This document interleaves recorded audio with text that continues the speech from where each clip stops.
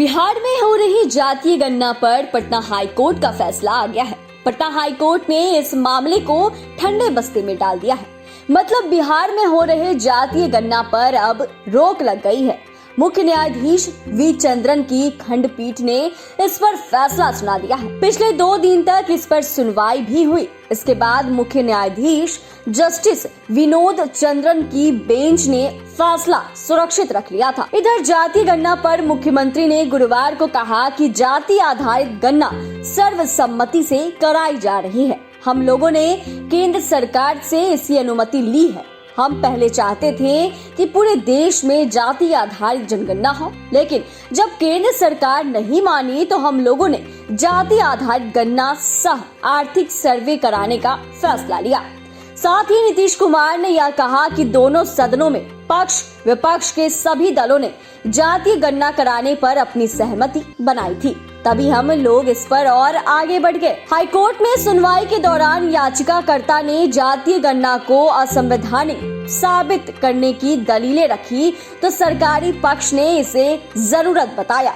सरकार की तरफ से तर्क दिया गया कि इससे वंचित और आर्थिक रूप से पिछड़े लोगों को लेकर योजना बनाने में आसानी होगी।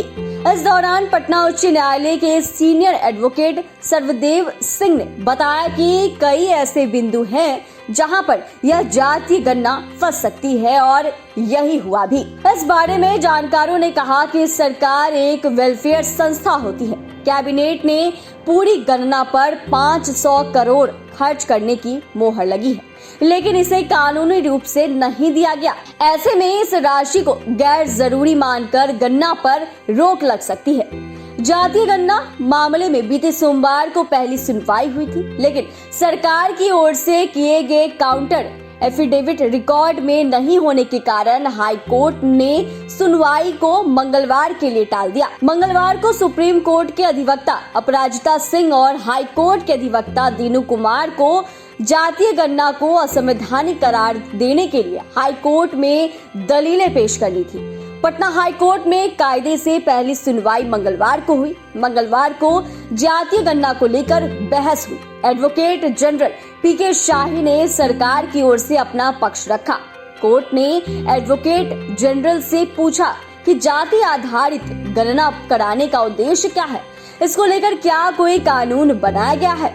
जवाब में पीके शाही ने कहा कि दोनों सदनों में सर्वसम्मति से प्रस्ताव पारित कर जातीय गणना कराने का निर्णय लिया गया था। कैबिनेट ने उसी के मद्देनजर गणना कराने पर अपनी मोहर लगाई। यह राज्य सरकार का नीतिगत फैसला है। इसके लिए बजट में प्रावधान किया गया है।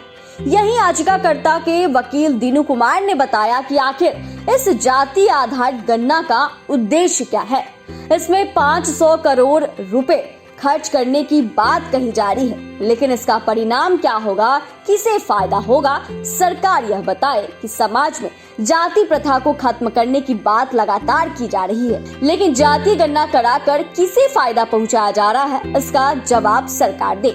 संविधान के अनुच्छेद 37 का हवाला देकर सरकार का पक्ष रखते हुए पीके शाही ने कहा कि राज्य सरकार का यह संवैधानिक दायित्व है कि वह अपने नागरिकों के बारे में जानकारी प्राप्त करे ताकि कल्याणकारी योजनाओं का लाभ उन तक पहुंचाया जा सके। उन्होंने कहा कि जाति से कोई भी राज्य अछूता नहीं है। जातियों की जानकारी के लिए पहले भी मुंगेरी लाल कमीशन का गठन हुआ था।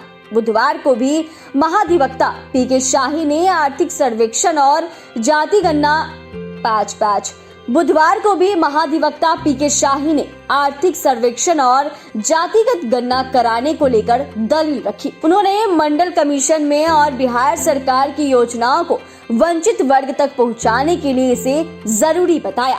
पीके शाही ने यह भी कहा कि सरकार के पास वंचित समाज और आर्थिक रूप से कमजोर लोगों का कोई डाटा नहीं है, लिहाजा जातिगत आंकड़े जरूरी है। उन्होंने यह भी दलील दी कि यह कास्ट सेंसस नहीं है, यह जातीय गणना सह आर्थिक सर्वेक्षण है।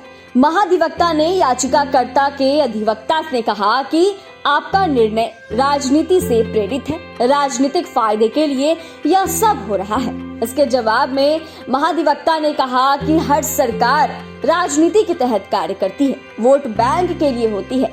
हर राज्य और केंद्र की सरकार वोट बैंक के लिए ही योजना बनाती है। किसी भी सरकार के कार्यों को वोट बैंक से दूर नहीं कहा जा सकता है।